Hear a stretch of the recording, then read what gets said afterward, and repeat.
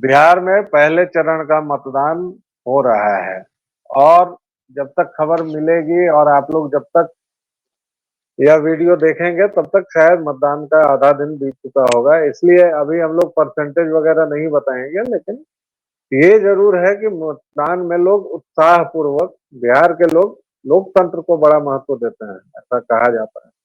तो कोई नदी में बोट से जा रहा है, कोई भैंसी पर जा रहा है, कोई साइकिल पर जा रहा है, लेकिन मतदान देने लोग जा रहे हैं। अजब गजब फोटोज आज सभी अखबारों में छपे हैं, अखबारों के डिजिटल संस्करण में भी छपे हैं, मीम्स आ रहे हैं।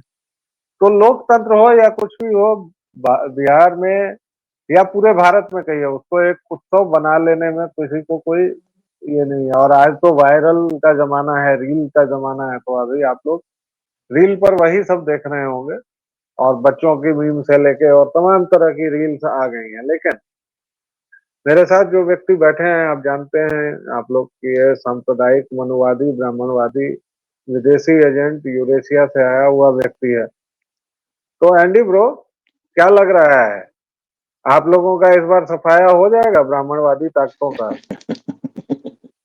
इस देश की देखिए, संविधान विरोधी ब्राह्मणवादी ताकतों का सफाया करने की पूरी कोशिश की है आरजेडी और उनके साथियों ने। अभी जो इसमें सबसे नया ताजा वाला हुआ है उसकी हम लोग बात कर लेंगे एक बार। फिलहाल हम वोटिंग का आपको बता दें कि 11 बजे तक बताया जा रहा है कि 30% से कम ही हुई है वोटिंग। 11 बजे तक में ये बताया इसलिए जा रहा है क्योंकि ये 27.4 के आसपास थी 11 बजे के आसपास। तो 30% से कम मतदान हुआ है 11 बजे से पहले, और उम्मीद की जानी चाहिए कि 11 बजे से 1 डेढ़ बजे 2 बजे तक के बीच में ये मतदान का प्रतिशत जो है वो बढ़ करके जो है वो 50 के आसपास तक पहुंच जाएगा। मतलब लोग अब जागना शुरू हुए होंगे, जोश में आना शुरू हुए होंगे, और जोश में आना शुरू हुए होंगे बल्कि ना कहा जाए, अब कहा जाए कि जो पार्टी के जो पोलिंग एजेंट्स हैं अलग अलग बूथों पर जो लोग मौजूद हैं, वो लोग दौड़ करके अब जा करके अपने अपने वोटर्स को घर से बुलाना शुरू करेंगे, या एक बार हकार देना जिसको कहते हैं हम लोग के एरिया में, तो वो अब शुरू होगा। और उसके बाद से जो है वोटिंग जो है वो 11 बजे के बाद सब लोग उम्मीद करेंगे कि हाँ अब नहा धो करके सब लोग घर में बैठे हुए हैं खाली, और वोटिंग पे चर्चा चल रही है, इससे पहले की चर्चा पूरी हो पाए उस आदमी को पकड़ करके बूथ तक ले आया जाए और उससे वोट डलवा लिया जाए। ये कोशिश अब बूथ वाले एजेंट जो है वो करेंगे। अच्छा, इससे पहले रात में जो हुआ है वो मजेदार था ज्यादा। कल वाला इसलिए मजेदार था क्योंकि कल क्या हुई घटना, तो उसमें आपने सुना ही होगा कि वीआईपी विकासशील इंसान पार्टी वाले जो हैं, जो अपने आप को सन ऑफ मल्लाह घोषित करते रहते हैं, उन्होंने क्या किया कि अपनी भाई की, मतलब सगे भाई की सीट, मतलब सगे भाई का गला नहीं काटा, सीट काट ली। सीट काट के जो है वो एक मोहम्मडन उम्मीदवार को दे दी है। और उसके बाद से जो चौक चौराहों पे बात चल रही है उसमें कहा जा रहा है कि ये जो आरजेडी वाले हैं इसको मल्लाह से ज्यादा अल्लाह प्यारा है। तो ये डायलॉग जो अब चल रहा है इसका नुकसान जो है वो कहीं ना कहीं भाजपा को फायदा और आरजेडी को नुकसान होता हुआ कुछ जगहों पर दिख रहा है। तो ये डायलॉग भी अब चलेगा। हालांकि भाजपा ने इसको कैसे नहीं उठाया इस मुद्दे को, जबकि जमीनी स्तर पर बातचीत इसकी होनी शुरू हो गई थी, ये बड़ा अनोखा है। क्योंकि मतलब ऐसे तो मेरा नहीं, मानना है कि भाजपा ने नहीं उठाया, ये आपको किसने कहा? हो सकता है जमीन तक भाजपा ने ही हाईलाइट किया हो या जो भी किया हो, हम हाँ, लोग नहीं नहीं, उसका विवेचना करने और भाजपा को सलाह देने नहीं बैठे हैं। तो हम लोग नहीं भाजपा को भाजपा कभी कभार ये बता देंगे भाई। जान हाँ, तो वहां पर डरपोक भाई जो थे वो हिम्मत नहीं दिखा पाए प्रेस कॉन्फ्रेंस करके उसमें ये बात बोलने की कि देखिए हमारा मल्लाह का सीट काट करके जो है वो एक मोहम्मडन उम्मीदवार को दे दिया। तो खैर ठीक है, कोई बात नहीं, अब वो देखिए, उनकी। भाजपा का प्रचार जो है ना, एक बड़ी मजे की बात है एंडी ब्रो कि भाजपा का प्रचार जनते कर देती है।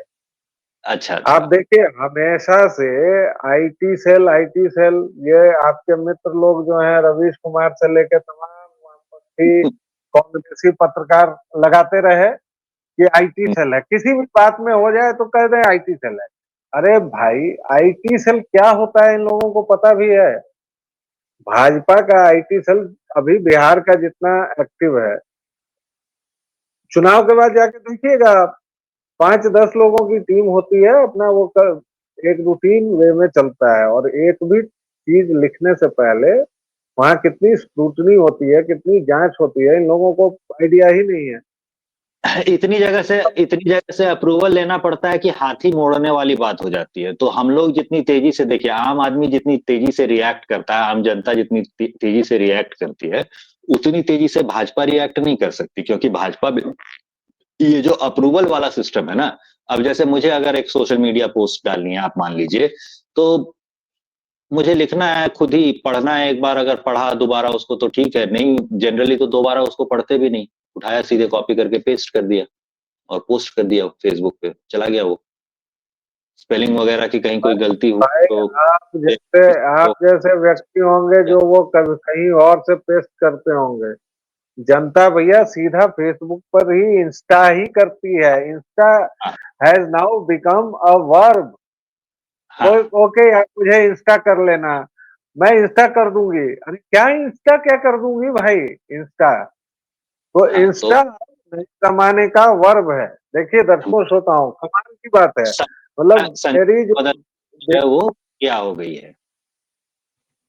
अब जैसे मेरी बेटियां हैं, वो आपस में या मुझी से मतलब, इंस्टा है ना, इंस्टा कर लो। अरे इंस्टा कर लो, क्या क्या इंस्टा? तो पता चलता है ये लोग इंस्टा को मैसेंजर की तरह इस्तेमाल करते हैं, शायद ऐसा कुछ है। और हाँ, शायद इंस्टाग्राम में मैसेंजर भी होता है। ये सुविधा है। तो भाई हमारे जैसे ओल्ड स्कूल तो यही मानते हैं ना कि व्हाट्सएप मैसेजिंग के लिए है।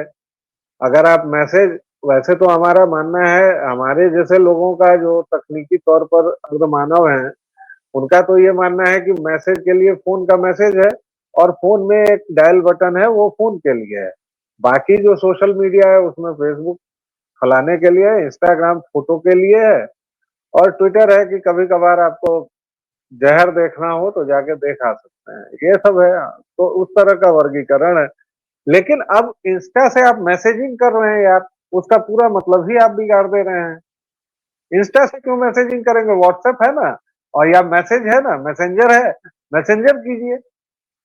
नहीं नहीं, आपको एक ऐप खोल करके और फिर उसे बंद करके दूसरे ऐप पे जाना पड़ेगा, जो कि बैटरी को ड्रेन करता है। आप रीजन समझिए। अच्छा।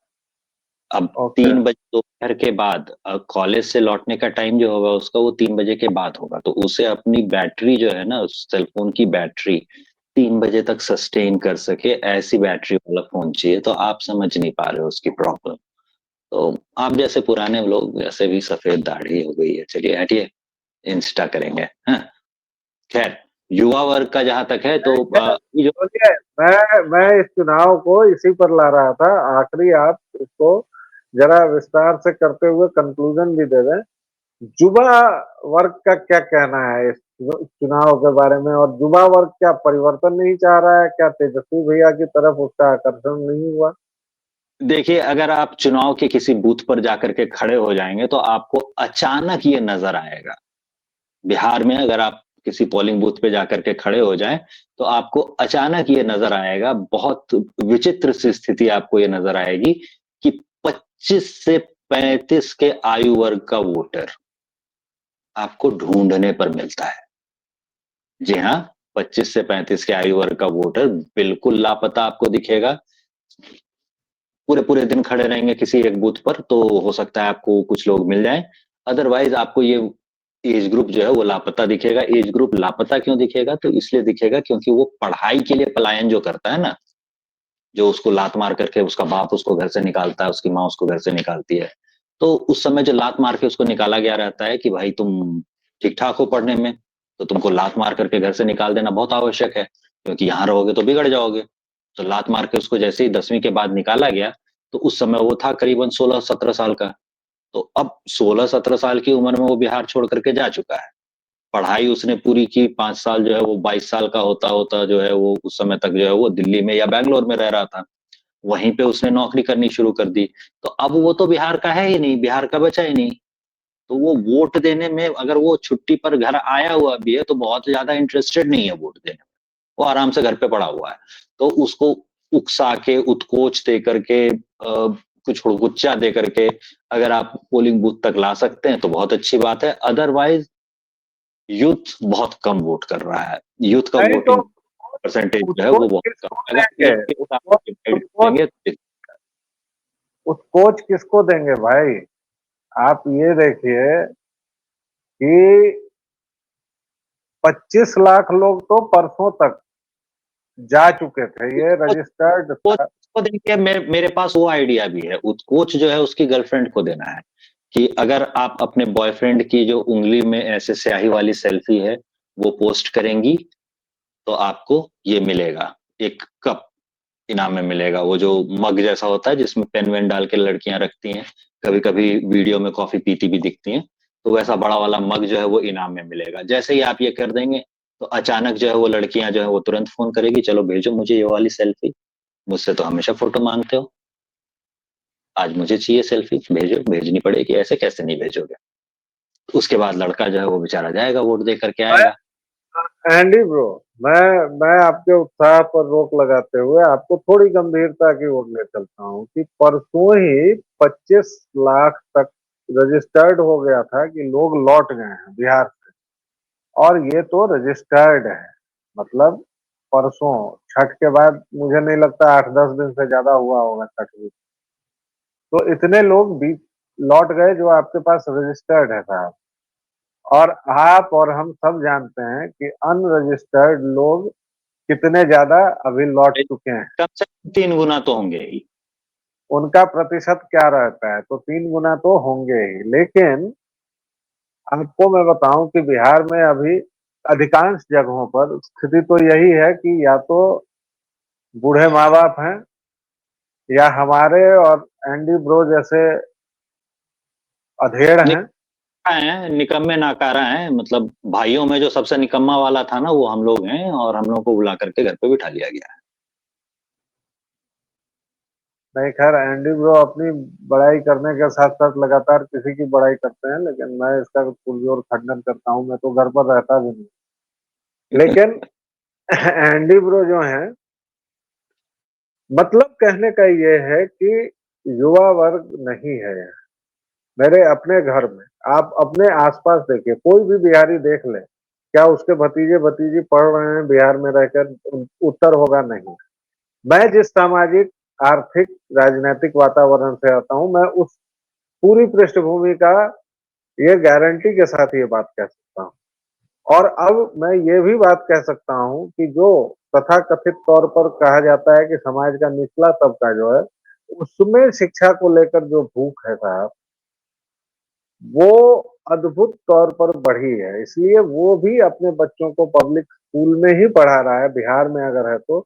और जिसको मौका मिल रहा है, और अगर वो पढ़ाई की तरफ मुड़ा, अधिकांश तो मुड़ते नहीं है, और अगर मुड़ गए तो फिर कमाल ही कर देते हैं। लेकिन अगर वो मुड़ गया तो उसको सारी सुविधाएं देने की कोशिश माँ बाप करते हैं।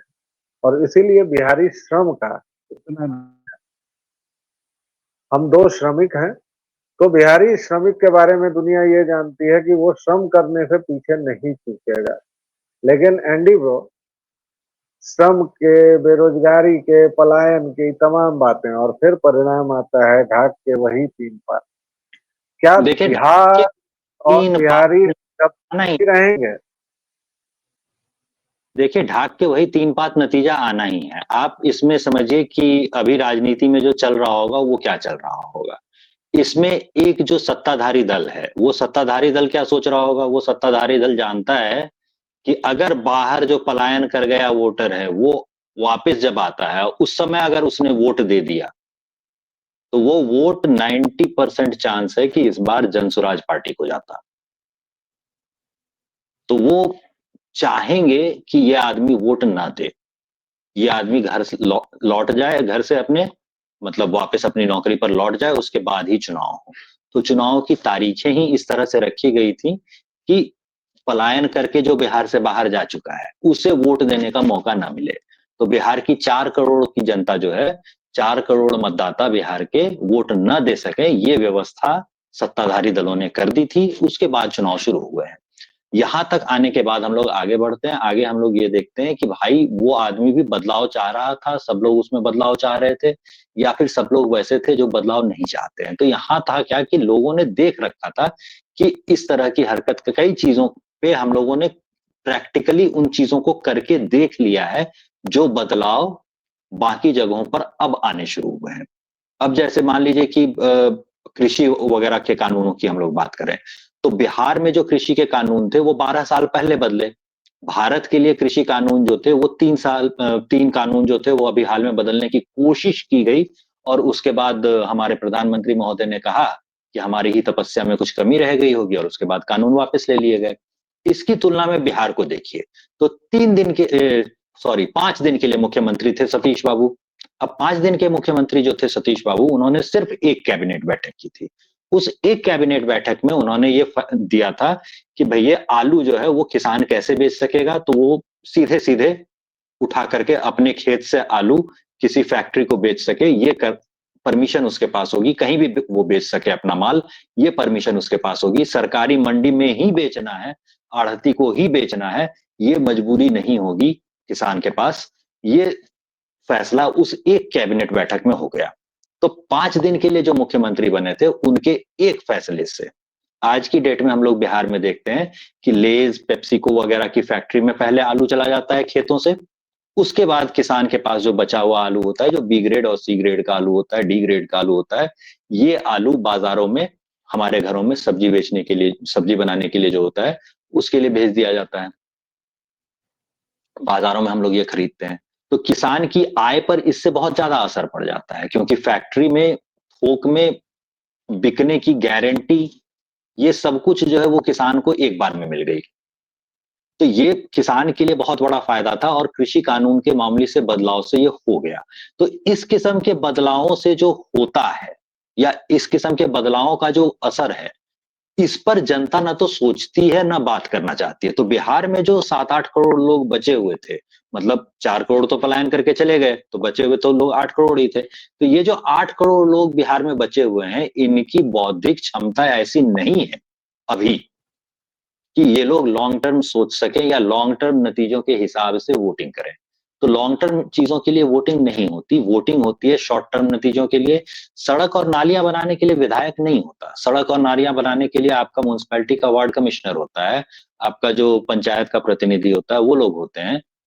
विधायक जो होता है वो कानून बनाता है, वो नीतियां बनाती है, जिससे आपके राज्य का जो उत्पादन होता है, जो विकास होता है, जो राज्य का बजट होता है, वो सब जो मैनेज होता है, जो कम से कम 5 साल की चीजें हों, वैसी चीजों के लिए विधायक के पास जाना चाहिए। ये बात अभी तक लोग समझ ही नहीं रहे हैं।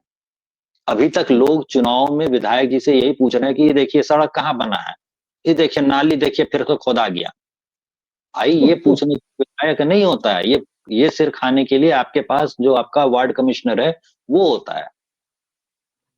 तो ये अंतर धीरे धीरे लोगों को समझ में आएगा, शिक्षा का स्तर जैसे जैसे बढ़ेगा। जब तक ये नहीं होता है तब तक मेरी आंखों के सभी ख्वाब प्यासे हैं, सब अभी प्यार की कोई घटा घिर के आएगी कभी, इंतजार और सही, इंतजार हाँ, और सही। भाई अरे इंतजार गजब। थोड़ा लेकिन इंतजार। क्या इंतहा न हो गई इंतजार की, जब आप कहते हैं कि थोड़ा इंतजार का मजा लीजिए। तो देखिए यहाँ देवी पर और जो सच्चे देवी और के बूढ़े आदमी को खांसी आने लगे। लेकिन मैं ये सब कुछ भी एडिट नहीं करूंगा, ताकि इस आदमी को पता चले कि ये आदमी कितना बूढ़ा होता है, तभी ये मनुवादी हृदय में कितनी घृणा लेकर बैठा हुआ है। बहरहाल, आप लोगों का स्नेह और प्रेम जिस तरह हमें भिगो रहा है, प्लीज उसको कंटिन्यू रखिए। लाइक, शेयर और सब्सक्राइब जिस तरह करते रहे हैं, प्लीज करते रहिए। गति और बढ़ाएंगे तो हमें और खुशी होगी। जितनी ज्यादा जगह हम पहुंच सकेंगे, हमें उतनी अधिक खुशी होगी। हमें आप लोग स्नैपचैट वगैरह के माध्यम से भी कई बार शाबाशी देते हैं, उन सब के लिए बहुत बहुत आभार, बहुत बहुत धन्यवाद। आनंद जी, आपने हमें समय दिया, बहुत बहुत धन्यवाद। दर्शकों, श्रोताओं, लेते हैं एक छोटा सा गैप, फिर मिलेंगे। तब तक के लिए जय जय सिया राम। जय श्री राम।